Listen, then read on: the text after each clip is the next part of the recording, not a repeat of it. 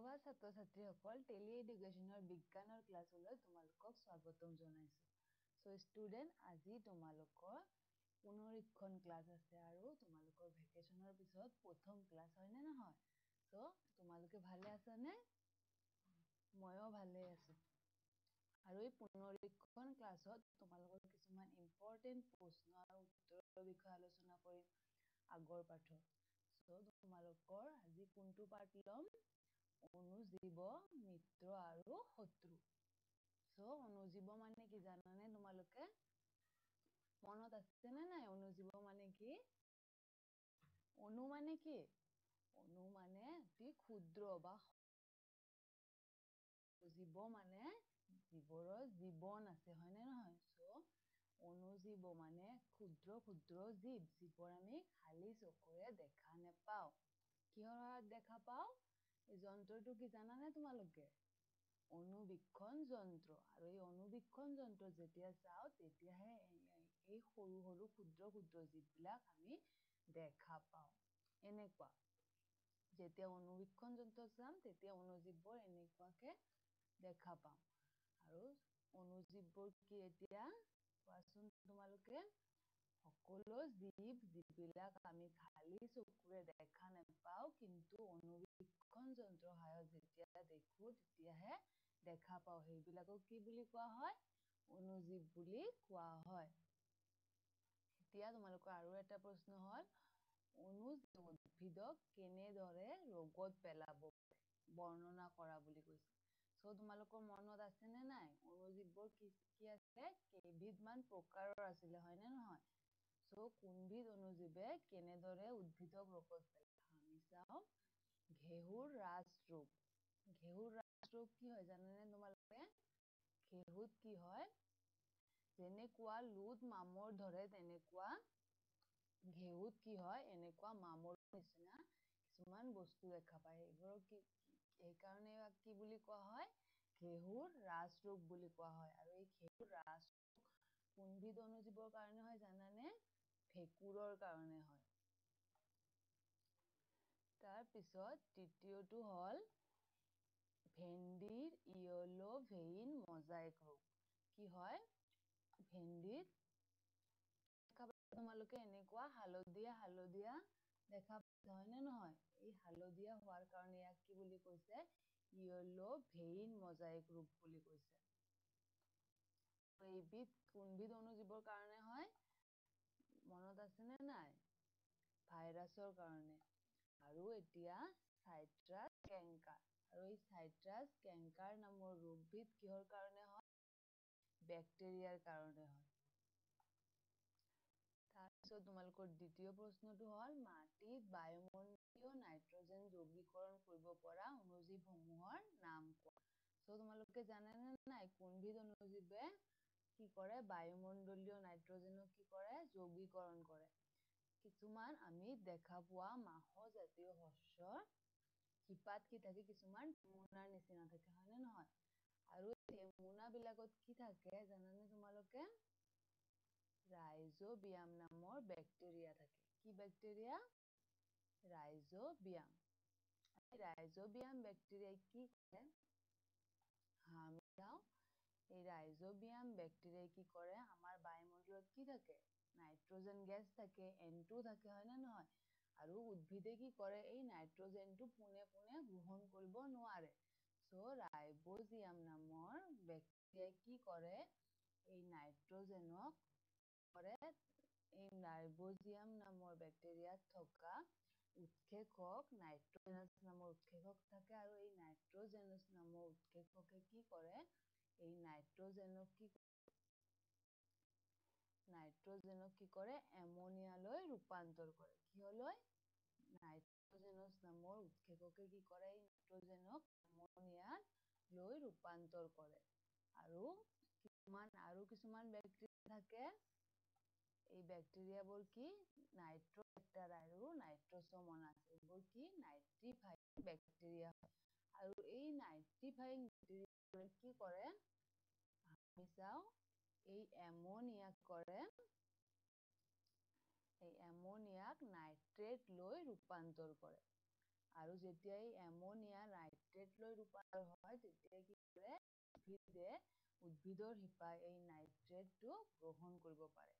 উদ্ভিদৰ শিপাই এই নাইট্ৰেটটো গ্ৰহণ কৰিলে আৰু কি হ'ল এতিয়া নাইট্ৰেট গ্ৰহণ কৰাৰ ফলত কি হ'ল উদ্ভিদৰ বিকাশ আৰু বৃদ্ধিত কি কৰে এই নাইট্ৰেটে সহায় কৰে।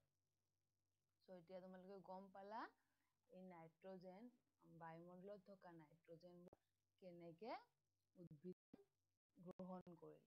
এতিয়া তোমালোকৰ বাবে এটা MCQ প্ৰশ্ন আছে, সো তোমালোকে সবে ক্লিয়াৰ ডিভাইস হাতত লৈ লোৱা।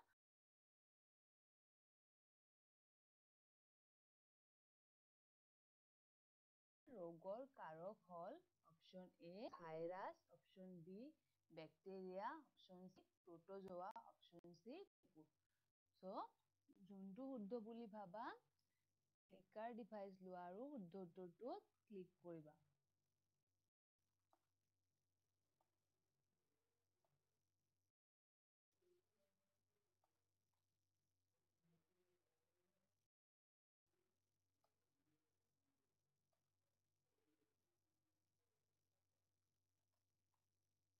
তোমালোকৰ এতিয়া সময় আৰম্ভ হৈছে, সো তোমালোকে ক্লিকাৰ ডিভাইস লোৱা আৰু শুদ্ধ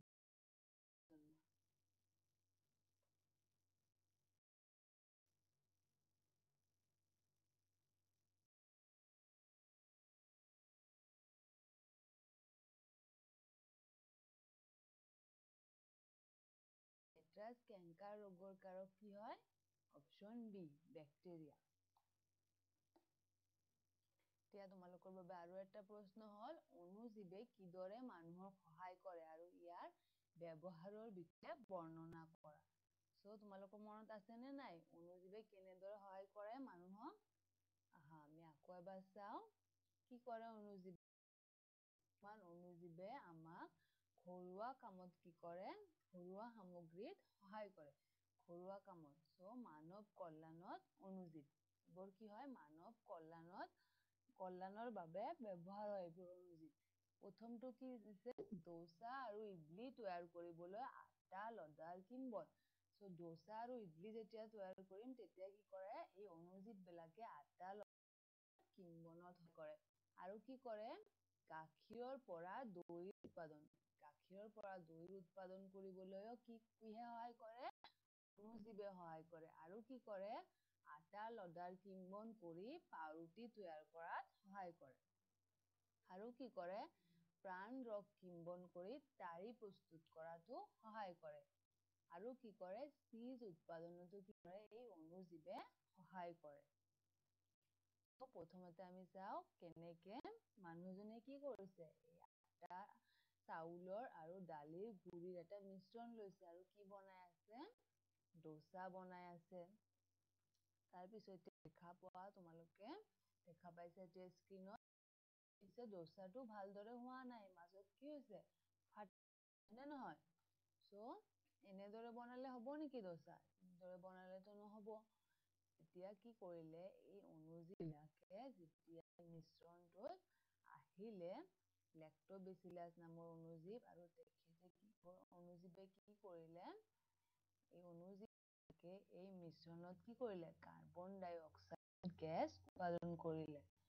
আৰু ফলত কি হল যেতিয়া পিছৰ দিনা এই মিশ্ৰণটো দি যেতিয়া ডোছা বনালে তেতিয়া কি হয় এই ধুনীয়াকে ডোছাটো হৈ গল ফাটি যোৱা নাই হয় নে নহয়? সো এনেদৰে কি কৰে অণুজীৱ বিলাকে আমাৰ কামত সহায় কৰে। সো এই অণুজীৱৰ কাৰণে হল ডোছাটো ভালকে বনাব পাৰিলো হয় নে নহয়? সো কিছুমান অণুজীৱে কি কৰে এনেদৰে ডোছা আৰু ইডলি বনোৱাত সহায় কৰে। আৰু এই ডোছা আৰু ইডলি যে ফুলি উঠে সেইটো কিহৰ কাৰণে হয় এই অণুজীৱ বিলাকে কাৰ্বন ডাই অক্সাইড গেছ উৎপাদন কৰিছিলে সেইটোৰ কাৰণে এইবোৰ ফুলি যায়। আৰু কি কৰে অণুজীৱে গাখীৰক দৈত পৰিণত কৰে। কোনবিধ অণুজীৱে গাখীৰক দৈত পৰিণত কৰে জানানে নাই? ভেৰি গুড লেক্টোবেচিলাছ নামৰ অণুজীৱে। কি কৰিলে মানুহ গৰাকীয়ে এচামুচ দৈ কি কৰিলে গাখীৰত দি দিলে আৰু গাখীৰত দিয়াৰ পিছত কি হ'ল তাতে অণুজীৱ গুচি গ'ল হয় নে নহয় কি থাকে লেক্টোবেচিলাছ নামৰ অণুজীৱ থাকে দৈত আৰু এই লেক্টোবেচিলাছ অণুজীৱে কি কৰিলে লেক্টিক এচিড উৎপাদন কৰিলে আৰু ফলত কি হ'ল পিছৰ দিনা কি দেখা পালো এই গাখীৰখিনি কি হ'ল দৈলৈ ৰূপান্তৰ হ'ল তোমালোকে ঘৰত বনোৱা চাগে দৈ আমি এনেকে দৈ বনাও হয় নে নহয় আৰু এই লেক্টোবেচিলাছ অণুজীৱে কি কৰে জানানে তোমালোকে আমাৰ দেহত কি হয় যিবোৰ ৰোগকাৰক অণুজীৱ থাকে এইবোৰৰ বিৰুদ্ধে কি কৰে যুঁজ কৰে আৰু আমাক ৰোগৰ পৰা মুক্ত কৰে আৰু কি কৰে এই লেক্টোবেচিলাছ এনজাইমে অণুজীৱে আমাৰ পাকস্থলীত কি কৰে পিএইচৰ পৰিমাণ বজাই ৰাখে আৰু ক্লিক কৰি ৰাখে আমাৰ পাকস্থলী আৰু কি কৰে অণুজীৱ বিলাকে আটা লদাৰ কিম্বন কৰি পাউৰুটি তৈয়াৰ কৰাত সহায় কৰে পাউৰুটি তৈয়াৰ কৰিবলৈ কি কি সামগ্ৰী লাগে আমি চাওঁ স্ক্ৰীনত দেখা পাইছে তোমালোকে কি লাগে আটা লাগে চেনি লাগে তেল লাগে নিমখ লাগে আৰু এটা কি লাগে ইষ্ট কি হয় জানানে তোমালোকে ইষ্ট এবিধ অণুজীৱ হয় সো যেতিয়া আমি এইবোৰ সব একেলগে মিহলি দিম বা মিশ্ৰণ এটা তৈয়াৰ কৰিম আৰু এই তৈয়াৰ কৰাৰ পিছত যেতিয়া আমি এইটো ৰাখি দিম তেতিয়া কি হ'ব ইষ্টে কি কৰিব চেনিক খাই দিব আৰু ফলত কি উৎপাদন হ'ব কাৰ্বন ডাই অক্সাইড গেছ উৎপাদন হ'ব আৰু কেইঘণ্টামান মানে এঘণ্টামান পিছত যেতিয়া আটা দি আমি বনাম আটা দি যেতিয়া আমি পাউৰুটি বনাম আৰু এইটো অভেনত দি দিম 360 ডিগ্ৰী চেলচিয়াছত তেতিয়া আধা ঘণ্টা পিছত যেতিয়া আমি চাম তেতিয়া কি দেখা পাম ধুনীয়া ফুলি এটা পাউৰুটি তৈয়াৰ হৈ গ'ল হয় নে নহয় সো এই অণুজীৱে কি কৰিলে আমাক পাউৰুটি বনোৱাত সহায় কৰিলে আটা লদাৰ কিম্বন কৰি এতিয়া তোমালোকৰ বাবে আৰু এটা প্ৰশ্ন আছে সো তোমালোকে ক্লিকাৰ ডিভাইচ হাতত লৈ লোৱা আৰু শুদ্ধ উত্তৰটোত ক্লিক কৰিবা তোমালোকৰ প্ৰশ্নটো হ'ল ডেশ বেক্টেৰিয়াই ৰোগকাৰক অণুজীৱৰ বিৰুদ্ধে যুঁজ কৰে option A lactobacillus option B rhizobium option C nitrosomonas option D nitrobacter so যোনটো শুদ্ধ বুলি ভাবা ক্লিকাৰ ডিভাইচ লোৱা আৰু শুদ্ধ উত্তৰটোত ক্লিক কৰিবা এতিয়া তোমালোকৰ সময় আৰম্ভ হ'ল তোমালোকৰ বাবে 30 ছেকেণ্ড সময় দিছো সো ভালকে ভাবি যোৱা আৰু শুদ্ধ উত্তৰটোত ক্লিক কৰা কোনবিধ অণুজীৱে কি কৰিছে ৰোগকাৰক অণুজীৱৰ বিৰুদ্ধে যুঁজ কৰিছে আমাৰ দেহত কোনবিধ অণুজীৱৰ অণুজীৱে মনত পৰিছে চাগে তোমালোকে সবে শুদ্ধ উত্তৰটোতে ক্লিক কৰিবা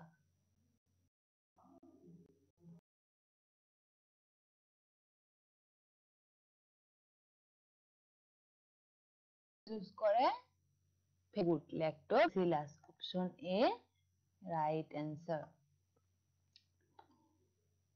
আৰু চেক্ৰেমাইচিছ চেৰিবেছি নামৰ অণুজীৱ আছে ইয়াক কি বুলি কোৱা হয় বেকাৰ্ছ ইষ্ট বুলিও কোৱা হয় কাৰণ এইবিধ কি কৰা হয় এইবিধ অণুজীৱৰ সহায়ত কি বনোৱা হয় বেকাৰীত পাউৰুটি বনোৱা হয় সো চেক্ৰেমাইচিছ চেৰিবেছি নামৰ অণুজীৱবোৰ দেখাত কেনেকুৱা এনেকুৱা আৰু এই অণুজীৱৰ সহায়ত কি কৰা হয় বেকাৰীত পাউৰুটি বনোৱা হয় সো ইয়াক কি বুলি কোৱা হয় বেকাৰ্ছ ইষ্ট বুলিও কোৱা হয় এতিয়া আৰু চাও আৰু কি কৰে প্ৰাণৰস কিম্বন কৰি তাৰি প্ৰস্তুত কৰাত সহায় কৰে অণুজীৱে কেনেদৰে কি হয় এইবোৰ পাম গছ আৰু এই পাম গছত কি কৰে এটা আমি যেতিয়া মাটিৰ কলহ এটা বান্ধি দিম আৰু তাতে কি হ'ব ৰস জমা হ'ব হয় নে নহয় আৰু এই ৰসবোৰ কি হ'ব যেতিয়া আমি এটা কলহ বান্ধি দিম আৰু তাৰ ওপৰত এটা কি কৰিম কাপোৰেৰে ঢাকি দি ৰাখিম 24 ঘণ্টাৰ কাৰণে আৰু এই 24 ঘণ্টাৰ পিছত তাতে কি হ'ব কিম্বন হ'ব এই প্ৰাণৰসৰ আৰু কিম্বন হৈ কি হ'ব তাৰি প্ৰস্তুত হ'ব তাৰি কি হয় তোমালোকে জানানে তাৰি হ'ল দক্ষিণ ভাৰতত কি হয় কিছুমান অঞ্চলৰ পৰম্পৰাগত খাদ্য আৰু কি হয় এইবোৰ পাম গছৰ পাণ ৰসৰ পৰা তৈয়াৰ কৰা হয় আৰু কি হয় পাম গছৰ পাণ ৰস এবিধ ৰস যিয়ে কি কৰে জাইলেম আৰু ফ্লোয়েমৰ যোগেদি কি হয় পৰিবহন কৰে জাইলেম আৰু ফ্লোয়েম কি আছিলে উদ্ভিদ কলা আৰু কি হয় পামৰ পুষ্প বিন্যাসৰ কাৰণে হয় এতিয়া তোমালোকৰ বাবে আৰু এটা প্ৰশ্ন আছে সো তোমালোকে ক্লিকাৰ ডিভাইস হাতত লৈ লোৱা আৰু শুদ্ধ উত্তৰটো ক্লিক কৰিবা তোমালোকৰ প্ৰশ্নটো হল কোনবিধ অণুজীৱক বেকাৰ্স ইষ্ট বুলি জনা যায় option A lactobacillus option B chlamydomonas option C saccharomyces cerevisiae option D amoeba so যোনটো শুদ্ধ বুলি ভাবা তাতে ক্লিক কৰিবা এতিয়া তোমালোকৰ সময় স্টাৰ্ট হল অকমান আগতে আমি কৈ দিলো এনে নহয় তোমালোকে সবে গম পাই গলা সো তোমালোকে ক্লিকাৰ ডিভাইস লোৱা আৰু শুদ্ধ উত্তৰটো ক্লিক কৰা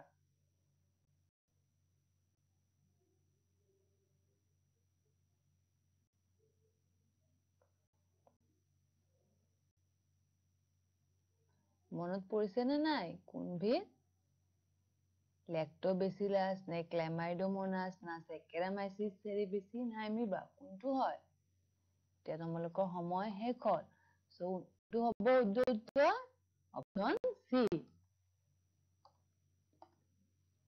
এতিয়া আৰু চাও এবিধ কি হয় জানানে নাই চিজ আৰু এই চিজত কি হয় প্ৰপিয়নি বেক্টেৰিয়া চামানি নামৰ এবিধ অণুজীৱে কি কৰে কাৰ্বন ডাই অক্সাইড উৎপন্ন কৰে আৰু ফলত কি হয় এই চিজত কি দেখা পাইছা মাজত খালি ঠাই দেখা পাইছা কিছুমান হয় নে নহয় গাত সো এই চিজ উৎপাদনত কি কৰে অণুজীৱ ব্যৱহাৰ কৰা হয় আৰু এই অণুজীৱৰ ব্যৱহাৰৰ কাৰণে এইবোৰৰ গাঁথনিৰ ওপৰত ভিত্তি কৰি কি কৰা হয় বিভিন্ন ধৰণৰ চিজ তৈয়াৰ কৰা হয় সো প্ৰথমটো চিজ হল সুইস চিজত কি ব্যৱহাৰ কৰা হয় প্ৰপিয়নি বেক্টেৰিয়া জাৰ্মানী আৰু এই প্ৰপিয়নি বেক্টেৰিয়া জাৰ্মানীয়ে কি কৰে কাৰ্বন ডাই অক্সাইড উৎপাদন কৰে আৰু তাৰ ফলত কি হয় মাজত ডাঙৰ সুৰঙ্গা দেখা যায় চিজত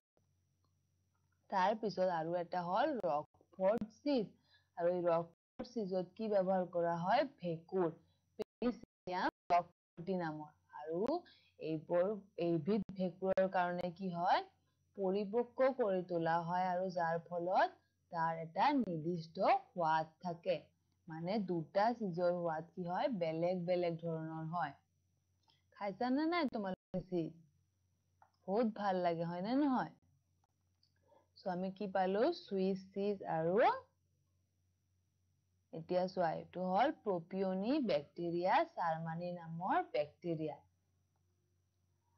আৰু যিয়ে কি কৰে সুইস চিজ উৎপাদনত সহায় কৰে আৰু এটা কি পাইছিলো ৰকফৰ্ড চিজ হয় নে নহয় আৰু এই ৰকফৰ্ড চিজত কি হয় কি থাকে কি বেক্টেৰিয়া সহায় কৰে পেনিচিলিয়াম ৰকফৰ্টি নামৰ বেক্টেৰিয়া এতিয়া চোৱা এনেদৰে কি কৰা হয়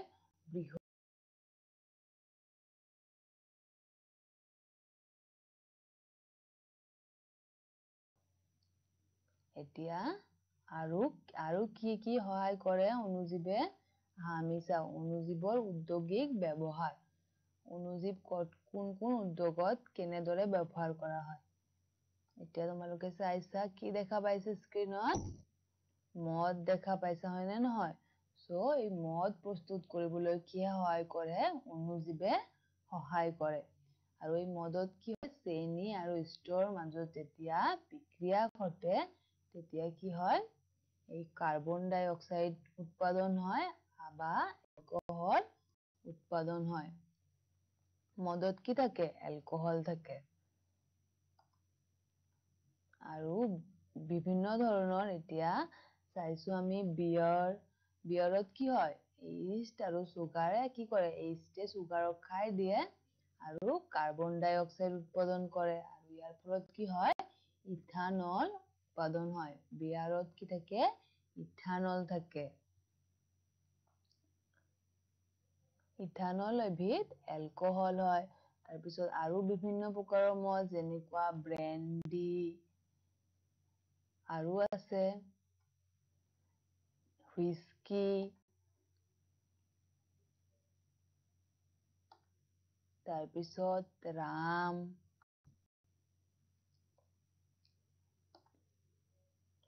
এইবোৰত কি কৰে এইবোৰ উৎপাদনত কি সহায় কৰে অণুজীৱে সহায় কৰে আৰু কেনেদৰে এইবোৰ উৎপাদন হয় আমি চাও এই অণুজীৱ কি কৰা হয় এই ট্যাঙ্কত যেতিয়া এই মদ প্ৰস্তুত কৰা হয় তেতিয়া কি কৰে এই অণুজীৱে এনেদৰে অণুজীৱে সহায় কৰে আৰু তাৰ পিছত কি কৰা হয় এই পাইপেৰে এইবোৰ এনেকে পেকেজিং কৰা হয় দেখা পাইছা না তোমালোকে স্ক্ৰিনত এনেদৰে তাৰ পিছত বিয়াৰৰ ক্ষেত্ৰতো ঠিক তেনেকেই হয় কি কৰে এই অণুজীৱ বিলাকে ইথানল উৎপাদন কৰে আৰু এইবোৰ কি হয় পাইপৰ যোগেদি গৈ কত সোমায় এই বটলবোৰত সোমায় আৰু এনেকে বজাৰত এইবোৰ বিক্ৰী কৰা হয় বটলত কিন্তু কিছুমান বেলেগ যেনেকুৱা ব্ৰেন্ডি উৎপাদনত কি হয় এই ব্ৰেন্ডি যেতিয়া উৎপাদন কৰে তেতিয়া এইবোৰ পাইপেৰে গৈ কি হয় এটা বেলেগ ধৰণৰ ইয়াতে দেখা পাইছা তোমালোকে ইউনিট এটা দেখা পাইছা আৰু ইয়াক কি বুলি কোৱা হয় জানানে তোমালোকে পাতন ইউনিট বুলি কোৱা হয় আৰু এই পাতন ইউনিটত কি হয় এইবোৰ এটা উতলোৱা হয় আৰু এটা চেঁচা কৰা হয় এনেকুৱা উতলোৱা আৰু চেঁচা কৰাৰ পিছতে এইবোৰ কি কৰা হয় এনেদৰে বটলত ভৰাই ভৰাই বজাৰত বিক্ৰী কৰা হয় আমি কিছুমান ধৰণৰ মদ দেখাবলৈ যিটো কি হয় ডাইৰেক্টলি পেকেজিং কৰা হয় আৰু কিছুমান এই পাতন ইউনিটৰ যোগেদি কৰা হয় উতলোৱা হয় আৰু চেঁচা কৰা হয় তাৰ পিছতে কি কৰা হয় এইবোৰ পেকেজিং কৰি বিক্ৰী কৰা হয় ৰামৰ ক্ষেত্ৰতো তেনেকে পাতন ইউনিটৰ যোগেদি কি হয় এনেদৰে পেকেজিং কৰি বিক্ৰী কৰা হয় এতিয়া তোমালোকৰ আৰু এটা চেপ্টাৰৰ আৰু কিছুমান ইম্পৰ্টেন্ট প্ৰশ্নৰ বিষয়ে আলোচনা কৰিম চেপ্টাৰটো হল শস্য উৎপাদন আৰু ব্যৱস্থাপনা সেইটো চেপ্টাৰৰ পৰা তোমালোকৰ কেনেদৰে কোৱেশ্চন আহিব পাৰে জলসিঞ্চন কি পানী সংৰক্ষণ কৰা জলসিঞ্চনৰ দুটা পদ্ধতি বৰ্ণনা কৰা জলসিঞ্চন কি জানানে নাই তোমালোকে শস্য পথাৰত যেতিয়া পানী দিয়া হয় তাকে কি বুলি কোৱা হয় জলসিঞ্চন বুলি কোৱা হয় শস্য পথাৰত পৰ্যাপ্ত পৰিমাণৰ পানী যোগান ধৰাকে কি বুলি কোৱা হয় জলসিঞ্চন বোলে আৰু এই জলসিঞ্চনৰ পদ্ধতিবোৰ চাও কি দেখা পাইছে এই পাইপত কিছুমান ফুটা ফুটা আছে আৰু এই ফুটা ফুটাৰ যোগেদি কি হয় এই উদ্ভিদ বিলাকে পানী পাইছে হয় নে নহয় আৰু ইয়াকে কি বুলি কোৱা হয় পানী নিগৰা জলসিঞ্চন বুলি কোৱা হয় আৰু ইয়াৰ দ্বাৰা কি কৰা হয় শস্য জলসিঞ্চনত এই ব্যৱস্থাপনাত কি কৰা হয় পানী নিয়ন্ত্ৰণ ভাৱে নলৰ নেটৱৰ্কৰ যোগেদি শস্যত প্ৰদান কৰা হয় ফলত কি হয় ফলত পানী আমাৰ ওয়েষ্ট নহয় আৰু এটা আছে আৰু এটা বেলেগ ধৰণৰ জলসিঞ্চন আছে কি বুলি কোৱা হয় পানী ছটিওৱা জলসিঞ্চন আৰু এই পদ্ধতিত কি হয় প্ৰাকৃতিক বৰষুণৰ দৰে হয় যেনেকে পানী চিটিকি চিটিকি পৰে তেনেদৰে এই পানী ছটিওৱা জলসিঞ্চনটো কি হয় এনেদৰে প্ৰাকৃতিক বৰষুণৰ দৰে পানী পথাৰত যোগান ধৰা হয় তাৰ পিছত আৰু এটা প্ৰশ্ন হল শস্য কাক কোৱা হয় বতৰ অনুযায়ী শস্যক কিদৰে ভাগ কৰা হৈছে বৰ্ণনা কৰা তোমালোকে জানানে নাই শস্য কি হয় একে জাতৰ উদ্ভিদ সৰহকৈ একে ঠাইতে খেতি কৰিলে তাক কি বুলি কোৱা হয় শস্য বুলি কোৱা হয় যেনেকুৱা ইয়াতে দেখা পাইছা মৰাপাটৰ খেতি ধান খেতি তাৰপিছত কপাহ খেতি এনেদৰে বিভিন্ন ধৰণৰ শস্য যেতিয়া একেলগে এটা লগোৱা হয় তাকে কি বুলি কোৱা হয় শস্য খেতি বুলি কোৱা হয় আৰু এই জলবায়ু অনুযায়ী দেশৰ ভিন্ন অঞ্চলত এইবোৰ কি হয় ভিন্ন ভিন্ন শস্য উৎপাদন কৰা হয় ইয়াতে দেখা পাইছে তোমালোকে ভাৰতৰ মেপ হয় নে নহয় আৰু এই ভাৰতৰ মেপত কি দেখা পাইছে এই বিভিন্ন জায়গাত বেলেগ বেলেগ ধৰণৰ শস্য খেতি কৰা হৈছে আৰু এই ভিন্নতা তেও কি কৰা হয় এই বতৰ অনুযায়ী শস্য দুটা ভাগত আমি ভাগ কৰা হৈছে কি ভাগ দুটা মনত আছে নে নাই ৰবি শস্য আৰু খাৰিফ শস্য খাৰিফ শস্য ৰোৱা সময় কেতিয়া হয় বাৰিষা কাল আৰু শস্য চপোৱা সময় বৰ্ষা কালৰ শেষত কিন্তু ৰবি শস্যৰ ক্ষেত্ৰত কি হয় ৰোৱা সময় হয় শীতকাল আৰু শস্য চপোৱা সময় গ্ৰীষ্মকাল সো খাৰিফ শস্যৰ ক্ষেত্ৰত কি হয় ৰোৱা সময় হয় জুন আৰু শস্য চপোৱা সময় সেপ্টেম্বৰ কিন্তু ৰবি শস্যৰ ক্ষেত্ৰত কি হয় ৰোৱা সময় হয় অক্টোবৰ আৰু শস্য চপোৱা সময়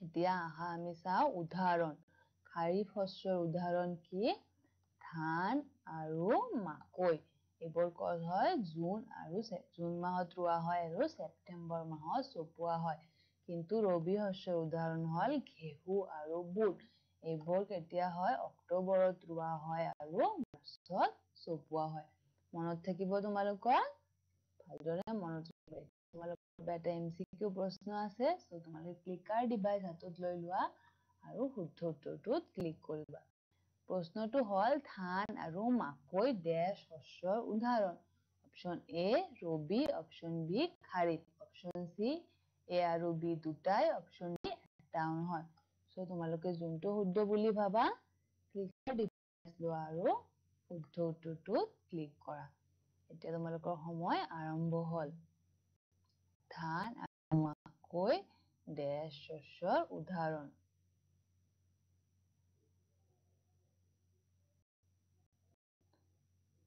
মনত পৰিলে নে নাই অকমান আগতে কৈ দিছো সো তোমালোকে ক্লিকাৰ ডিভাইস লোৱা আৰু শুদ্ধ উত্তৰটোত ক্লিক কৰা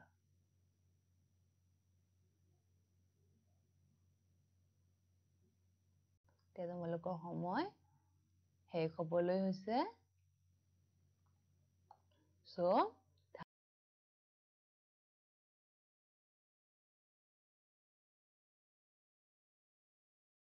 এতিয়া তোমালোকৰ বাবে আৰু এটা ইম্পৰ্টেন্ট প্ৰশ্ন হয় শস্য উৎপাদনৰ মৌলিক পদ্ধতিসমূহ কি সো তোমালোকে জানে নাই শস্য উৎপাদনত কি পদ্ধতি ব্যৱহাৰ কৰা হয় কৃষি পদ্ধতিবোৰ কি হয় প্ৰথমতে কি কৰা হয় প্ৰথমতে পথাৰত হাল বোৱা হয় নে নহয় ট্ৰেক্টৰেৰে হাল বোৱা হৈছে পথাৰত তাৰ পিছত কি কৰা হয় হাল বোৱাৰ পিছত সাৰ ব্যৱহাৰ কৰা হয় পথাৰত হয় নে নহয় আমি ৰাসায়নিক সাৰো ব্যৱহাৰ কৰিব পাৰো আৰু জৈৱিক সাৰো ব্যৱহাৰ কৰিব পাৰো তাৰ পিছত কি কৰা হয় বীজ সিঁচা হয় মানে শস্যৰ গুটিবোৰ পথাৰত সিঁচা হয় তাৰ গুটি সিঁচাৰ পিছত কি কৰা হয় বল সিঞ্চন পথাৰত কি কৰা হয় পানী দিয়া হয় তাৰ পিছত কি কৰা হয় শস্য ৰক্ষণাবেক্ষণৰ কাৰণে আমি কি কৰো কিছুমান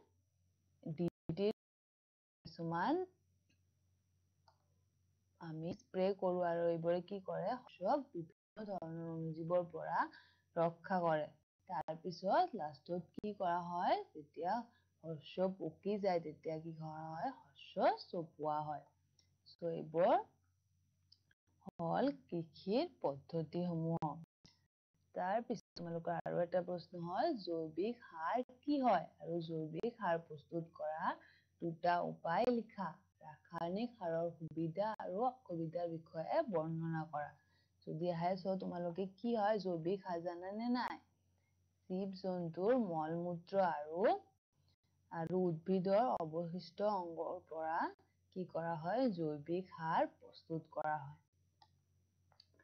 আৰু এই জৈৱিক সাৰে কি কৰে মাটিত অনুপোষক দ্ৰব্যৰ পৰিমাণ বৃদ্ধি কৰে জৈৱ পদাৰ্থৰ পৰিমাণো বৃদ্ধি কৰাত সহায় কৰে আৰু কি কৰে মাটিক সাৰুৱা কৰি উৰ্বৰ কৰি তোলে আৰু কি কৰা হয় এই জৈৱিক সাৰত থকা জৈৱিক পদাৰ্থবিলাকে কি কৰে মাটিৰ গঠন আৰু গুণগত মানৰ উৎকৰ্ষ সাধন কৰে।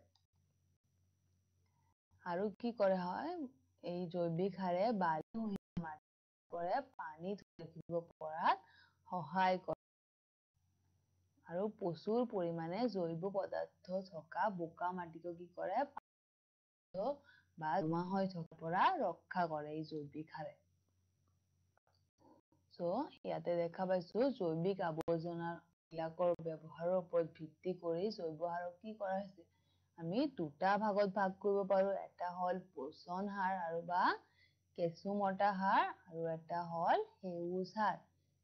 পচন সাৰ আৰু কেঁচুমতা সাৰ কেনেকে প্ৰস্তুত কৰা হয় জানানে তোমালোকে? ইয়াতে দেখা পাইছা তোমালোকে পচন বিলাকত কি থাকে, প্ৰচুৰ পৰিমাণৰ জৈৱ পদাৰ্থ আৰু অনুপ্ৰশক দ্ৰব্যৰে পুষ্ট হৈ থাকে। আমি যিবোৰ পেলনীয়া বস্তু যেনে শাক-পাচলি, ফলৰ বাকলি, পশুধনৰ মল-মূত্ৰ, গোবৰ, সেইবোৰ কি কৰো, আমি এইবোৰৰ পৰা পচন সাৰ প্ৰস্তুত কৰিব পাৰো। আৰু এই পচা সামগ্ৰীৰ ওপৰত যেতিয়া আমি কেঁচু দি দিম, আৰু এই কেঁচু ব্যৱহাৰ কৰি জীৱ-জন্তু আৰু উদ্ভিদৰ পেলনীয়া অংশ বিলাকৰ বিয়োজন ঘটোৱা হয় যেতিয়া, ইয়াৰ পৰা যেতিয়া সাৰ প্ৰস্তুত কৰা হয় তাক কি বুলি কোৱা হয়, কেঁচুমতা সাৰ বুলি কোৱা হয়। এই পচন সাৰ আৰু কেঁচুমতা সাৰ আমি শস্য খেতিত ব্যৱহাৰ কৰিব পাৰো। আৰু দ্বিতীয়তে সেউজ সাৰ। সেউজ সাৰে কি কৰে, এই সেউজ সাৰ বিলাকে মাটিত নাইট্ৰজেন আৰু ফছফৰাছৰ পৰিমাণ বৃদ্ধিত সহায় কৰে। নাইট্ৰজেন আৰু ফছফৰাছ উদ্ভিদৰ কাৰণে কি খুবেই দৰকাৰ। এতিয়া আহা দুজন মানুহে কৈছে কথা পাতি আছে, হয় নে নহয়? প্ৰথম কৈছে তুমি কিয় ইমান দুখ কৰি আছা বুলি সুধিছে, কাৰণ মানুহজনে কি কৰিছে, গালত হাত দি বহি আছে। আৰু মানুহজনে তেতিয়া কি বুলি উত্তৰ দিছে, মই ভাল গুণৰ বীজ ব্যৱহাৰ কৰিছো যদিও কি হৈছে, মই ভাল উৎপাদন পোৱা নাই, মই কি কৰিব লাগে বুলি সুধিছে। কি কৰিলে মানুহজনে ভাল গুণৰ বীজ সিঁচিছে খেতি পথাৰত, তথাপিও কি হল, ভাল উৎপাদন পোৱা নাই। সেইকাৰণে মানুহজনৰ কি হৈছে, দুখ হৈছে। আৰু সেইকাৰণে মানুহজনে এতিয়া কি কৰিব লাগে, মানুহজনে কি উত্তৰ দিছে, গৱেষণাগাৰত মাটি পৰীক্ষা কৰোৱা আৰু অভাৱ থকা অনুপ্ৰশক বিচাৰি তাৰ অনুযায়ী উচিত ৰাসায়নিক সাৰ ব্যৱহাৰ কৰা। কি কৰিছে, কি বুলি কৈছে, মাটি পৰীক্ষা আৰু যিবিধ পোষকৰ পৰিমাণ কম আছে সেইবোৰ কি কৰিব কৈছে, সেইবোৰ ৰাসায়নিক সাৰ কি কৈছে, দিব দিছে মাটিত। তেতিয়া মানুহে কি উত্তৰ দিছে, ৰাসায়নিক সাৰ কি হয় আৰু মই এইটো কত পাম বুলি সুধিছে। মানুহ এজনে ৰাসায়নিক সাৰ কি হয় নেজানে। সুধিছে আৰু তেতিয়া মানুহে উত্তৰ দিছে, ৰাসায়নিক সাৰ এবিধ ৰসায়ন হয়, যি কি কৰে ভাল উৎপাদন পাবলৈ ব্যৱহাৰ কৰা হয়। আৰু ই ক'ত পোৱা যায়, বজাৰত উপলব্ধ বুলি কৈছে। তেতিয়া মানুহজনে কি বুলি কৈছে, ঠিক বুলি কৈছে। ৰাসায়নিক সাৰ কি হয়, উদ্ভিদৰ অনুপ্ৰশক বাণিজ্যিক উদ্দেশ্যত তৈয়াৰ কৰা হয়। আৰু ইয়াত কি থাকে, নাইট্ৰজেন, ফছফৰাছ, পটাছিয়াম নামৰ অনুপ্ৰশক থাকে। আৰু কি হয়, উদ্ভিদৰ বিকাশ আৰু উন্নতিৰ বাবে ৰাসায়নিক সাৰবোৰ ব্যৱহাৰ কৰা হয়। এতিয়া ৰাসায়নিক সাৰৰ সুবিধা, ৰাসায়নিক সাৰ ব্যৱহাৰ কৰি কি সুবিধা পাওঁ, আমি চাওঁ ৰাসায়নিক সাৰ ব্যৱহাৰ কৰিলে কি হয়, অধিক উৎপাদন হয়। আমি উৎপাদনৰ পৰিমাণ বৃদ্ধি কৰিবলৈ কি কৰিব পাৰো, ৰাসায়নিক সাৰ ব্যৱহাৰ কৰিব পাৰো। এতিয়া তোমালোকৰ বাবে এটা MCQ প্ৰশ্ন আছে, তোমালোকে কি কৰিবা, ক্লিকাৰ ডিভাইচ হাতত লোৱা আৰু শুদ্ধ উত্তৰত ক্লিক কৰা। ডেছ বিলাকে মাটিত পোষক পদাৰ্থৰ পৰিমাণ বৃদ্ধিত সহায় কৰে। অপচন এ পচন সাৰ, অপচন বি কেঁচুমতা পচন সাৰ, অপচন চি সেউজ সাৰ আৰু অপচন ডি গোটেইকেইটা। তোমালোকে যোনটো শুদ্ধ বুলি ভাবা ক্লিকাৰ ডিভাইচ লোৱা আৰু শুদ্ধ উত্তৰত ক্লিক কৰা। এতিয়া তোমালোকক 20 ছেকেণ্ড মান সময় দিছো, আৰু এই 20 ছেকেণ্ডৰ ভিতৰত তোমালোকে শুদ্ধ উত্তৰটোত ক্লিক কৰা। তেওঁলোকৰ সময় কিন্তু খুবেই কম আছে, সো ভাবি পেলাই উত্তৰটোতে ক্লিক কৰিবা।